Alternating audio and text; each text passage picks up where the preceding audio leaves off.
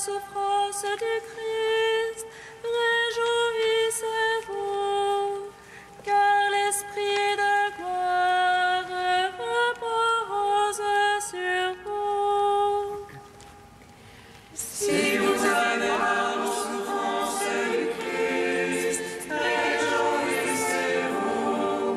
car l'Esprit de gloire repose sur vous. Le Christ a été crucifié en raison de sa faiblesse, mais il est vivant de par la puissance de Dieu. Et nous qui en lui sommes faibles, nous serons vivants avec lui par la puissance de Dieu. Si vous avez part aux souffrances du Christ, réjouissez-vous, car l'Esprit de gloire repose sur vous. Gloire à toi, Père Saint, qui nous invite au royaume. Gloire à ton Fils, qui souffre et meurt dans notre chair. Gloire à l'Esprit, qui nous fait entrer dans sa arque, pour que nous mourions en sa mort et vivions de sa vie. Si vous avez part aux souffrances du Christ, réjouissez-vous, car l'Esprit de gloire repose sur vous. Psaume 118, strophe 8.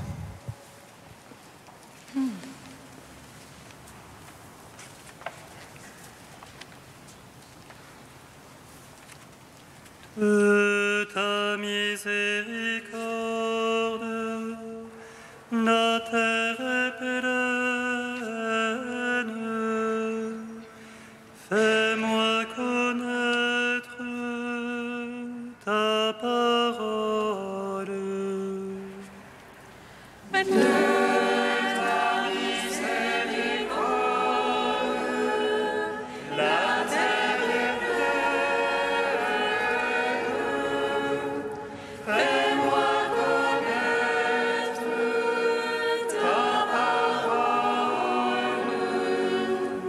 Ma part et je dis, Seigneur, c'est d'observer tes paroles. De tout cœur, je veux attendrir ta face. Pitié pour moi selon ta promesse. Je fais réflexion sur mes voies et je reviens à ton témoignage. Je me hâte point du retard d'observer tes ordres. Les filets des impies m'environnent. Je n'oublie pas ta loi. Je me lève à minuit te rendant grâce pour tes justes jugements. Allié que je suis de tes fidèles, qui observent tes préceptes. De ton amour, Seigneur, la terre est pleine. Apprends-moi tes volontés. Gloire au Père, au Fils, au Saint-Esprit, pour les siècles.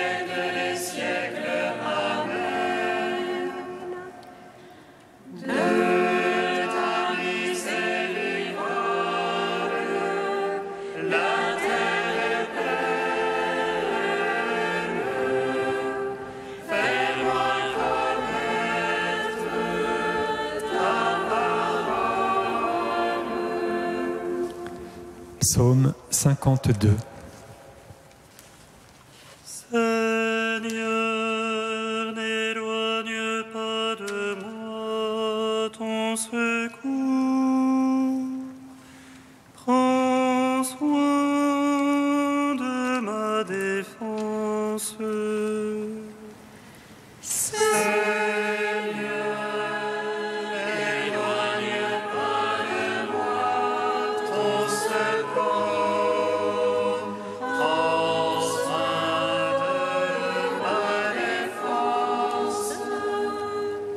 Insensé a dit en son cœur, non plus de Dieu. Ils sont faux, corrompus, abominables, non plus d'honnête homme. Des cieux de Dieu se penchent vers les petits amants pour voir s'il en est un de sensé, un qui cherche Dieu. Tous ils ont dévié, ensemble pervertis. Non, il n'est plus d'honnête homme, non plus un seul. Ne le savent-ils ceux qui font le mal, ils mangent mon peuple. Voilà le pain qu'ils mangent, ils n'invoquent pas Dieu. Alors ils seront frappés d'effroi, sans cause d'effroi. Car Dieu disperse les ossements de l'apostat, on les bafoue car Dieu les rejette.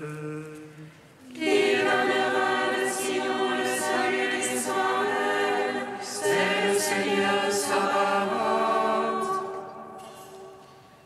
Lorsque Dieu ramènera son peuple, allégresse à Jacob et joie pour Israël. Rendons gloire au Père Tout-Puissant, À son Fils Jésus-Christ le Seigneur, à l'Esprit qui habite en nos cœurs, pour les siècles des siècles. Amen. Seigneur,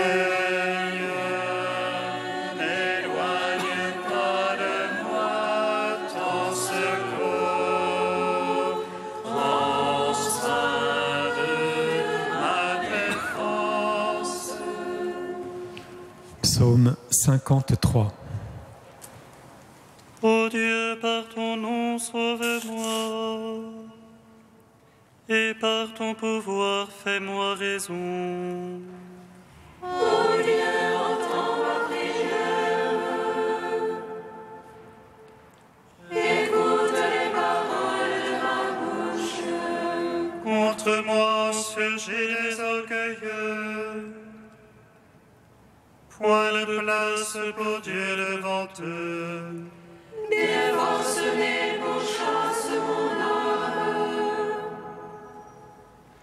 point de place pour Dieu devant eux. Mais voici Dieu qui vient à mon secours, le Seigneur avec ceux qui me soutiennent. Que retombe le mal sur mes tyrans. Seigneur, par ta vérité, détruis-les. De grand cœur, je t'offrirai le sacrifice. Je rendrai grâce à ton nom, car il est bon. Lui m'a délivré de toute angoisse. Mes ennemis me sont donnés en spectacle. Gloire au Père, au Fils, au Saint-Esprit, Pour les siècles des siècles. Amen. Seigneur, n'éloigne pas de moi ton secours, prends soin de ma défense. Cantique d'Isaïe, deuxième partie, page 303. Nous avons péché devant toi, Seigneur, et nos fautes témoignent contre nous. Nos péchés sont toujours devant nous, nous reconnaissons notre tort. Se révolter, renier le Seigneur, se détourner loin de notre Dieu. Parler perfidie et révolte, et dans son cœur murmurer le mal. La fidélité est absente, celui qui se garde du mal est spolié. Le Seigneur l'a vu, il s'est indigné, il s'est étonné qu'on n'intervienne pas. Alors son bras devint son soutien, et sa justice son appui. Il a mis sur sa tête le casque du salut, il a revêtu la justice comme une cuirasse. Il s'est revêtu de justice, s'est drapé du manteau de la jalousie. À chacun il va payer son dû et fera connaître sa gloire. Rendons gloire au Père Tout-Puissant, à son Fils Jésus-Christ le Seigneur, à l'Esprit qui habite en nos cœurs, pour les siècles des siècles. Amen.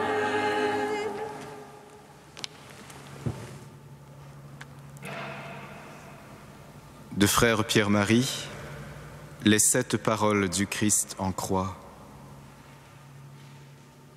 Aux paroles du Créateur façonnant le monde à travers les 7 jours de la création, répondent aujourd'hui les 7 paroles du Rédempteur, le restaurant plus merveilleusement encore.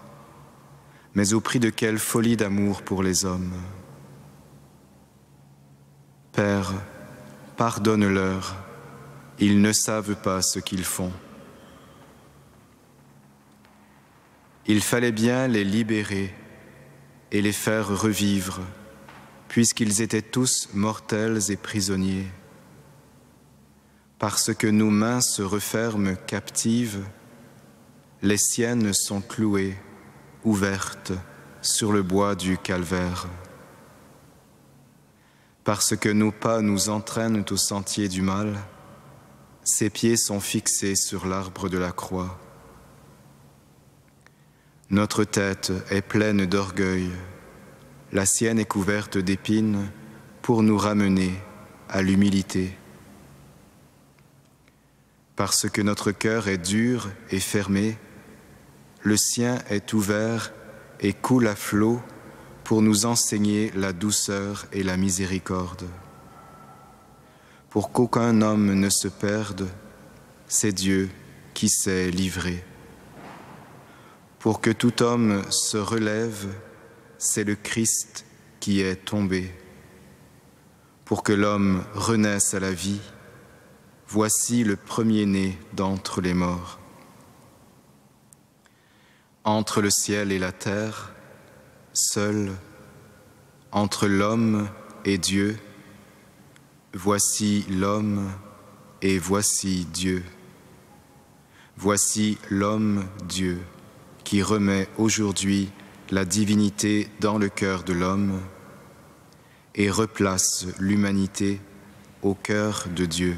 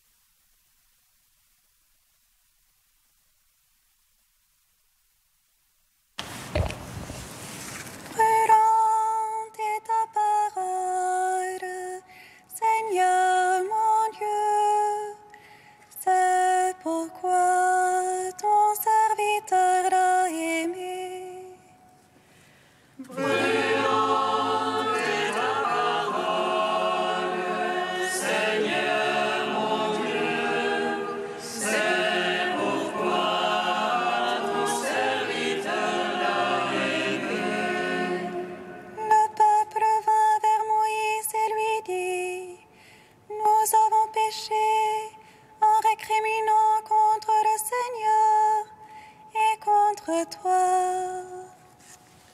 Brûlante est ta parole, Seigneur mon Dieu, c'est pourquoi ton serviteur l'a aimé.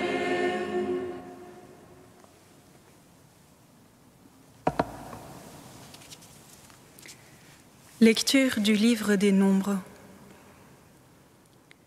Au cours de sa marche à travers le désert, le peuple d'Israël, à bout de courage, récrimina contre Dieu et contre Moïse. Pourquoi nous avoir fait monter d'Égypte? Était-ce pour nous faire mourir dans le désert, où il n'y a ni pain ni eau? Nous sommes dégoûtés de cette nourriture misérable.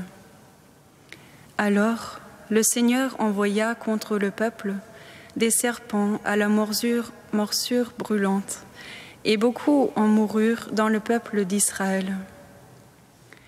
Le peuple vint vers Moïse et lui dit : « Nous avons péché en récriminant contre le Seigneur et contre toi. Intercède auprès du Seigneur pour qu'il éloigne de nous les serpents. » Moïse intercéda pour le peuple, et le Seigneur dit à Moïse : « Fais-toi un serpent et dresse-le au sommet d'un mât. Tous ceux qui auront été mordus, qu'ils le regardent, et ils vivront. » Moïse fit un serpent de bronze et le dressa au sommet d'un mât. Quand un homme était mordu par un serpent et qu'il regardait vers le serpent de bronze, il conservait la vie.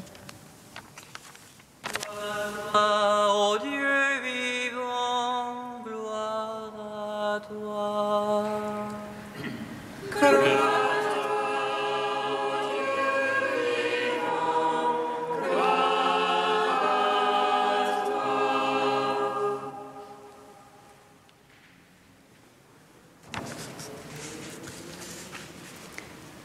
Nous sommes dégoûtés de cette nourriture misérable.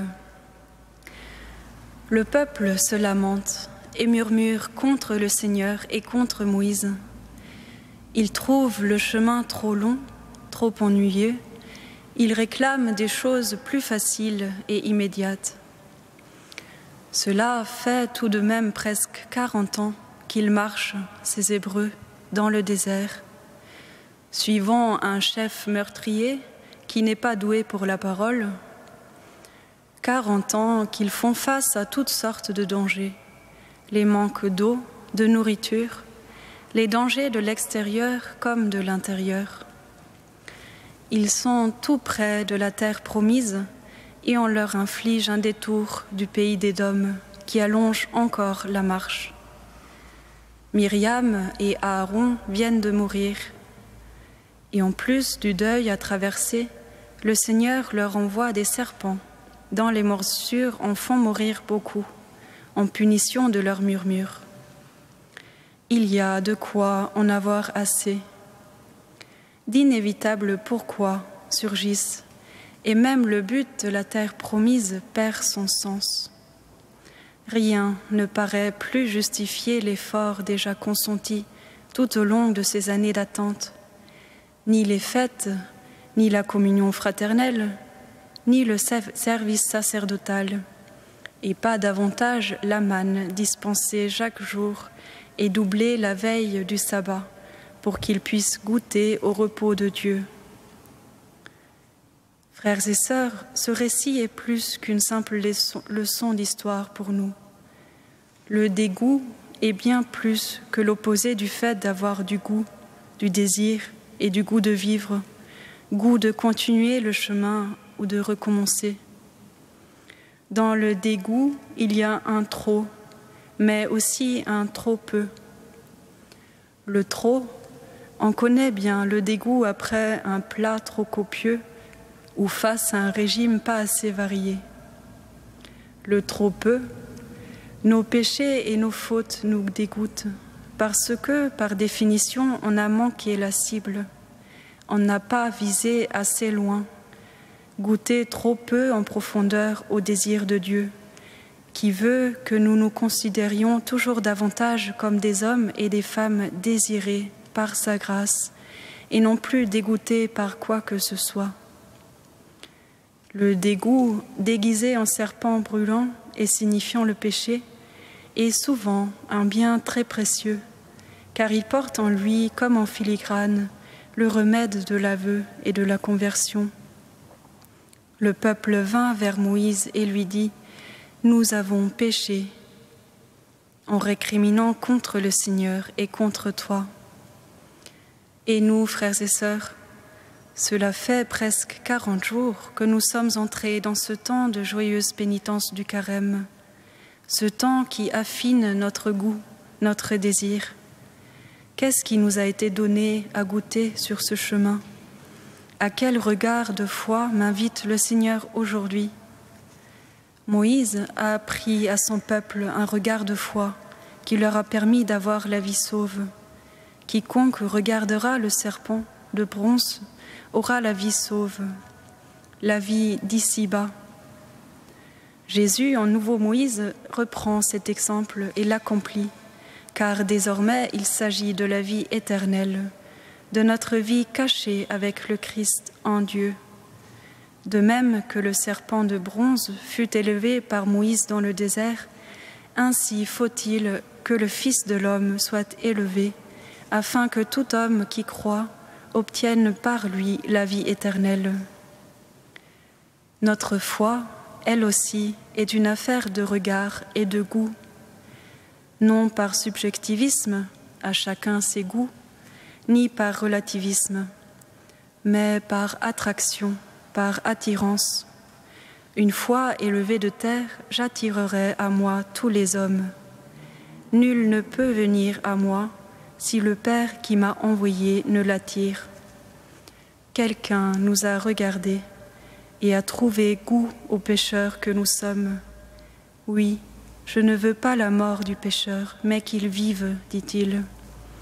Un autre vient nous chercher, posant son regard sur nous et nous attire.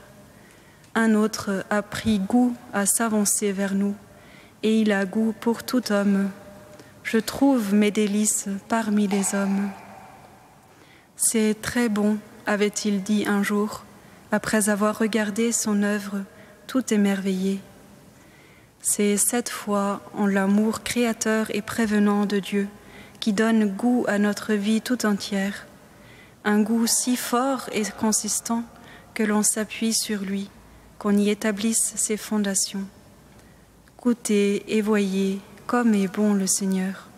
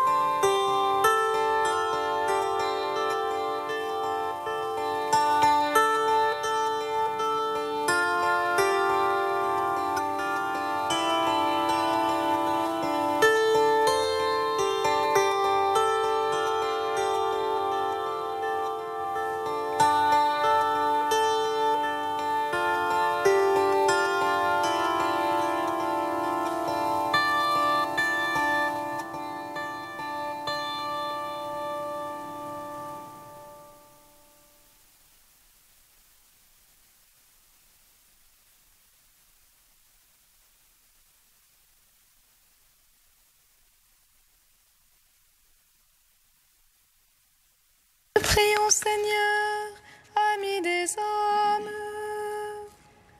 Nous te prions, Seigneur, ami des hommes. Si nous regardons vers toi, nous sommes sauvés. Donne à tous les hommes de découvrir ta face et à tous les chrétiens de manifester ta bonté. Nous te prions, Seigneur, ami des hommes. Élevé sur la croix, tu attires tout à toi. Donne à ceux qui souffrent le courage dans l'épreuve et la fécondité spirituelle d'attirer les autres au ciel. Nous te prions, Seigneur, ami des hommes. Moïse intercéda pour le peuple devant toi. Donne aux contemplatifs de t'être fidèles et au peuple du monde de travailler à la paix. Nous te prions, Seigneur, ami des hommes. Dieu saint, Dieu saint fort, Dieu saint immortel, aie pitié de nous.